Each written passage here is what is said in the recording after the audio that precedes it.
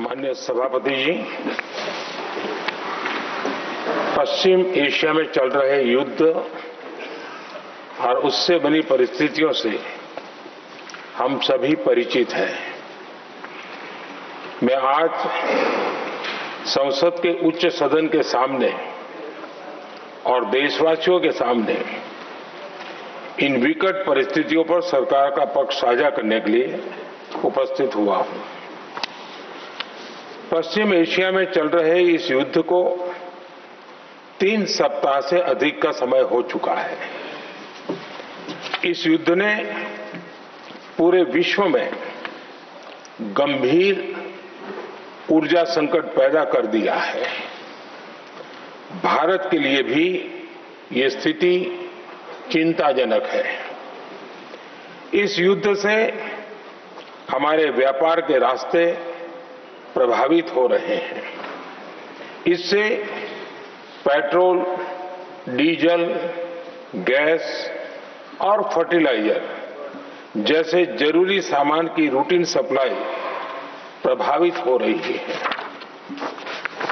Gulf देशों में करीब 1 करोड़ भारतीय रहते हैं, वहां काम करते हैं। उनके जीवन और आजीविका की सुरक्षा भी भारत के लिए बहुत बड़ी चिंता है।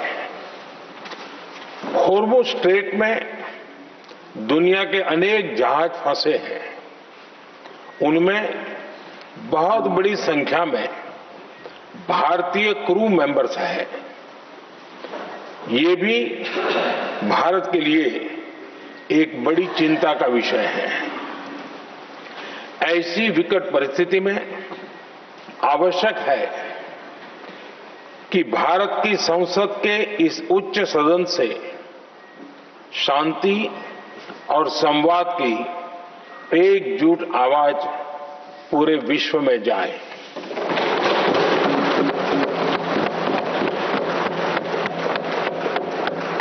सभापति जी, युद्ध की शुरुआत के बाद से मैंने पश्चिम एशिया के ज्यादातर देशों के राष्ट्राध्यक्षों के साथ 2 राउंड फोन पर बात की है। हम गल्फ के सभी देशों के साथ लगातार संपर्क में हैं। हम ईरान, इजराइल और अमेरिका के साथ भी संपर्क में हैं। हमारा लक्ष्य डायलॉग और डिप्लोमेसी के माध्यम से क्षेत्र में शांति की बहाली का है।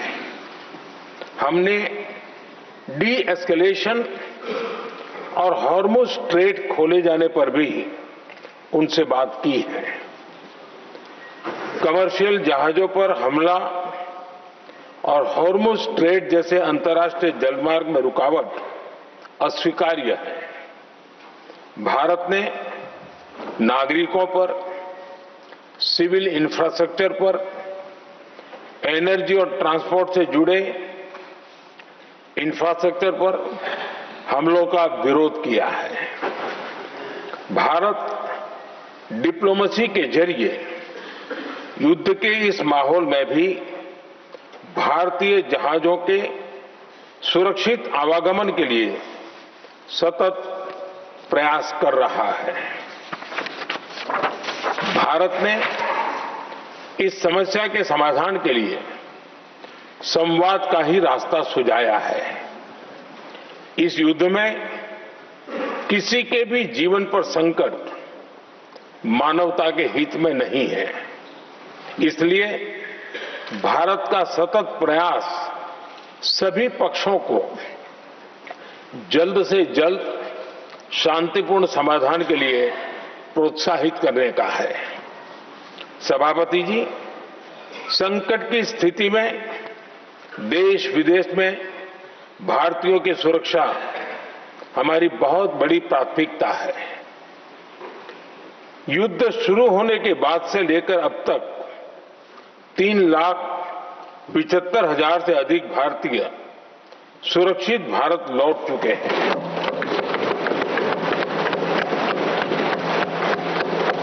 ईरान से ही अभी तक 1,000 से अधिक भारतीय सुरक्षित वापस लौटे हैं।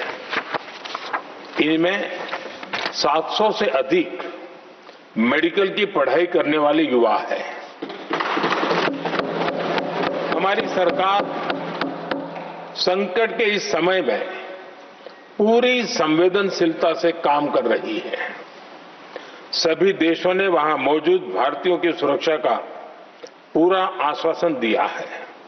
हालांकि ये बहुत दुखद है कि हमलों के कारण कुछ भारतीयों की मृत्यु हुई है और कुछ घायल भी हुए हैं। ऐसे मुश्किल हालात में परिवारजनों को आवश्यक मदद दी जा रही है। जो घायल है उनका बेहतर इलाज सुनिश्चित कराया जा रहा है। सभापति जी, होर्मुज स्ट्रेट विश्व व्यापार के सबसे बड़े रूट्स में से एक है। विशेष तौर पर कच्चे तेल, गैस और फर्टिलाइजर से जुड़ा परिवहन इस क्षेत्र से बहुत बड़ी मात्रा में होता है। युद्ध के बाद से ही होर्मुज स्ट्रेट में जहाजों का आना जाना बहुत चुनौतीपूर्ण हो गया है। लेकिन विपरीत परिस्थितियों के बावजूद हमारी सरकार ने संवाद से, कूटनीति के माध्यम से रास्ते बनाने का प्रयास किया है। प्रयास ये है कि जहां से भी संभव हो वहां से तेल और गैस की सप्लाई भारत पहुंचे। ऐसी हर कोशिश के नतीजे भी देश देख रहा है। बीते कुछ दिनों में दुनिया के अनेक देशों से कच्चा तेल और एलपीजी से भरे जहाज भारत आए हैं।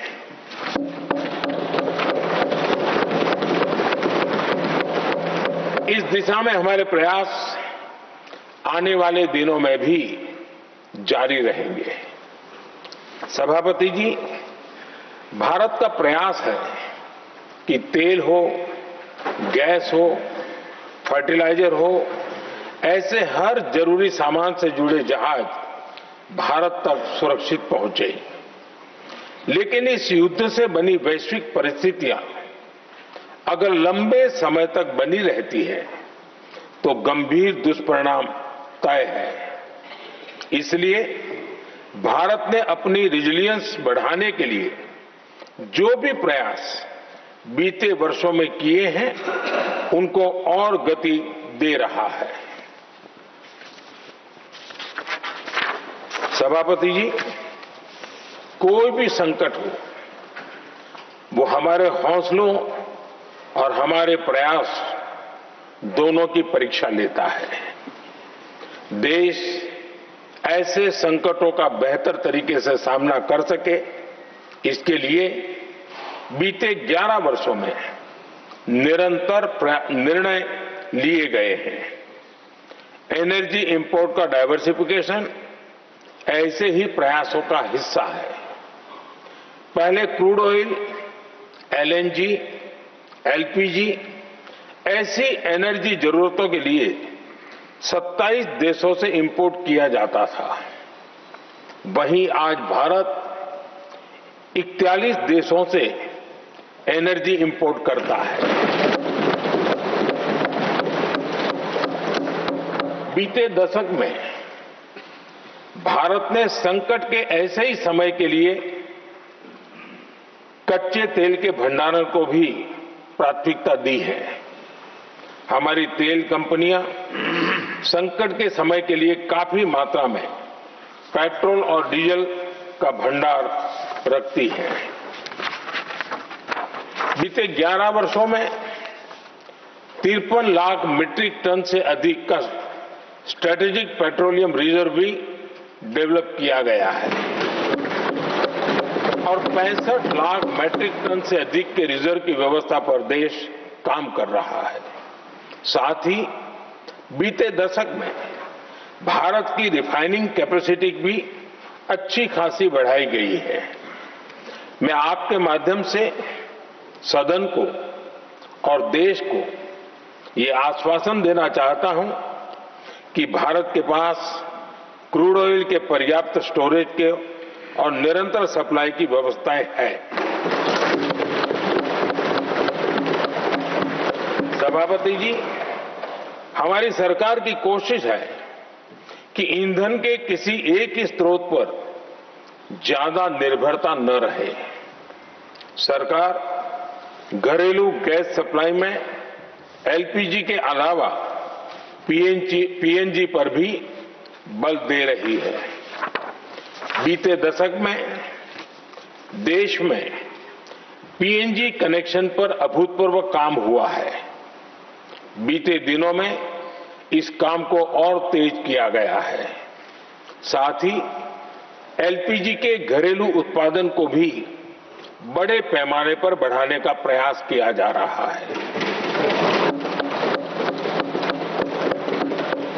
सभापति जी, बीते वर्षों में सरकार का निरंतर प्रयास रहा है कि हर सेक्टर में दूसरे देशों पर निर्भरता कम से कम हो।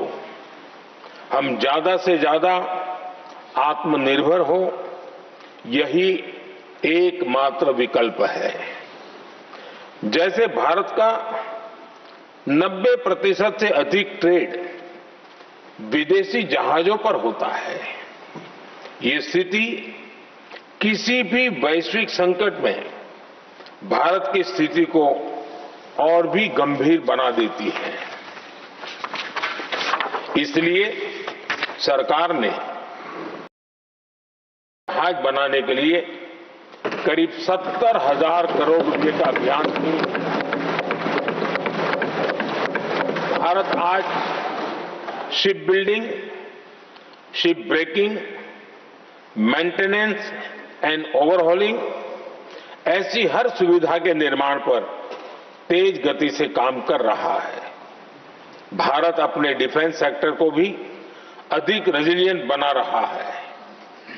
बीते दशक में किए गए प्रयासों से भारत आज अपनी जरूरत के अधिकांश हथियार भारत में ही बना रहा है। एक समय था जब भारत अपने जीवन रक्षक दवाओं के कच्चे माल यानी एपीआई के लिए भी दूसरे देशों पर बहुत अधिक निर्भर था। बीते वर्षों में देश ने भारत में ही एपीआई इकोसिस्टम बनाने के लिए अनेक प्रयास किए हैं। इसी प्रकार रेयर अर्थ मिनरल्स में विदेशी निर्भरता को कम करने के लिए भी बड़े कदम उठाए जा रहे हैं।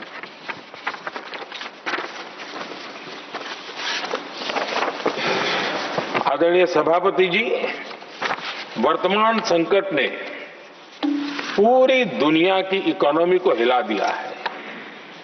अभी तक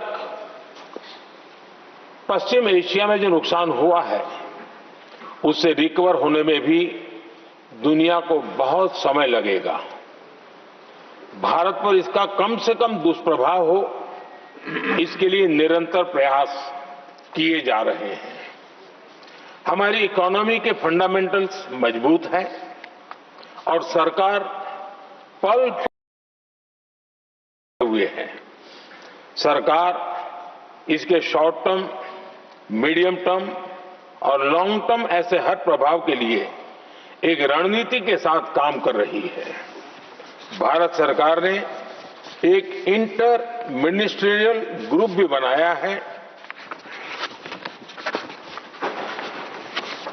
ये ग्रुप नियमित मिलता है और हमारे इंपोर्ट एक्सपोर्ट में आने वाली हर दिक्कत का आकलन करता है और ये ग्रुप आवश्यक समाधान पर भी निरंतर काम करता रहा है।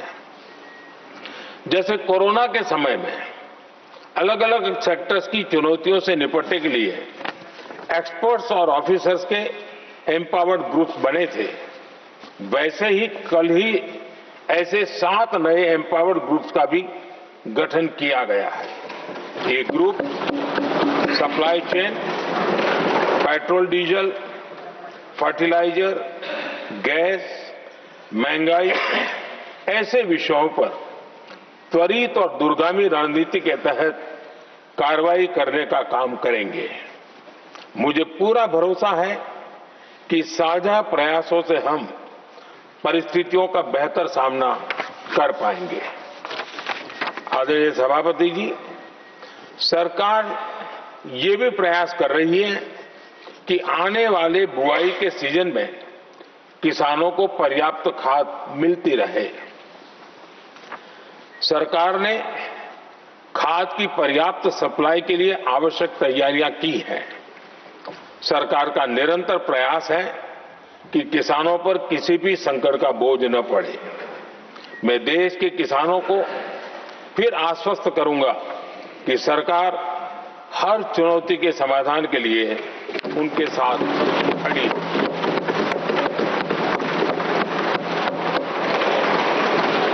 आदरणीय सभापति जी, ये राज्यों का सदन है। आने वाले समय में ये संकट हमारे देश की बड़ी परीक्षा लेने वाला है और इस परीक्षा में सफलता के लिए राज्यों का सहयोग बहुत आवश्यक है। इसलिए इस सदन के माध्यम से मैं देश के सभी राज्यों की सरकारों से भी कुछ आग्रह करना चाहता हूं। संकट के समय गरीबों पर, श्रमिकों पर, प्रवासी साथियों पर बहुत बुरा असर पड़ता है। इसलिए पीएम गरीब कल्याण अन्न योजना का लाभ समय पर मिलता रहे, ये सुनिश्चित करना होगा। जहां प्रवासी श्रमिक साथी काम करते हैं, उनकी परेशानियों को दूर करने के लिए प्रोएक्टिव कदम उठाए जाएं। ऐसी स्थितियों पर नजर रखने के लिए राज्य सरकारें विशेष व्यवस्थाएं करें तो इससे काफी सुविधा होगी। राज्य सरकारों को एक और चुनौती पर भी बहुत अधिक ध्यान देना होगा। ऐसे समय में कालाबाजारी करने वाले, जमाखोरी करने वाले बहुत एक्टिव हो जाते हैं। जहां से भी ऐसी शिकायतें आती हैं, वहां त्वरित कार्रवाई होनी चाहिए। जरूरी चीजों की सप्लाई निर्बाध चलती रहे, ये सुनिश्चित करना हर राज्य की प्राथमिकता होनी चाहिए। आदरणीय सभापति जी, मैं सभी राज्य सरकारों से एक अनुरोध और करना चाहता हूं। संकट चाहे कितना भी बड़ा हो, भारत की तेज ग्रोथ बनाए रखना हम सभी का दायित्व है। हमें इसके लिए हर जरूरी कदम, हर जरूरी रिफॉर्म्स तेजी से करते रहने होंगे। ये राज्य सरकारों के पास बहुत बड़ा अवसर भी है। ये टीम इंडिया की भी बहुत बड़ी परीक्षा है। कोरोना के महासंकट में केंद्र और राज्यों ने टीम इंडिया बनकर कोविड मैनेजमेंट का एक बेहतरीन मॉडल सामने रखा था। अलग अलग पॉलिटिकल पार्टी की सरकारें होने के बावजूद टेस्टिंग, वैक्सीनेशन से लेकर जरूरी चीजों की आपूर्ति टीम इंडिया के प्रयासों से ही सुनिश्चित हो पाई थी। हमें उसी भावना के साथ आगे भी काम करना है। सभी राज्य सरकारों और केंद्र सरकार के प्रयासों से देश इस गंभीर वैश्विक संकट का प्रभावी रूप से सामना कर पाएगा। आदरणीय सभापति जी, ये संकट अलग प्रकार का है और इसके समाधान भी अलग प्रकार से ही तय किए जा रहे हैं। हमें धीरज के साथ, संयम के साथ, शांत मन से हर चुनौती का मुकाबला करना है। आदरणीय सभापति जी, जैसा कि हम देख रहे हैं कि इस युद्ध को लेकर पल पल में हालात बदल रहे हैं, इसलिए मैं देशवासियों से भी कहूंगा कि हमें हर चुनौती के लिए तैयार रहना ही होगा। इस युद्ध के दुष्प्रभाव लंबे समय तक रहने की प्रबल आशंका है, लेकिन मैं देशवासियों को भरोसा देता हूं, सरकार सतर्क है, तत्पर है और पूरी गंभीरता से रणनीति बना रही है, हर निर्णय ले रही है। देश की जनता का हित हमारे लिए सर्वोपरि है। यही हमारी पहचान है, यही हमारी ताकत है। इसी भावना के साथ मैं अपना वक्तव्य समाप्त करता हूं। बहुत बहुत धन्यवाद। मैसेज। तो सुन रहे थे आप राज्यसभा में प्रधानमंत्री नरेंद्र मोदी को, जो ये कह रहे थे कि जिस तरह से मिडिल ईस्ट में हालात बने हुए हैं उसके लिए हमें सतर्क यहां रहना होगा। लेकिन क्या कुछ और बड़ी बातें कही, आपको फटाफट से पहले सुनवा देते हैं। पश्चिम एशिया में चल रहे इस युद्ध को 3 सप्ताह से अधिक का समय हो चुका है। इस युद्ध ने पूरे विश्व में गंभीर ऊर्जा संकट पैदा कर दिया है। भारत के लिए भी ये स्थिति चिंताजनक है। इस युद्ध से हमारे व्यापार के रास्ते प्रभावित हो रहे हैं। इससे पेट्रोल, डीजल, गैस और फर्टिलाइजर जैसे जरूरी सामान की रूटीन सप्लाई प्रभावित हो रही है।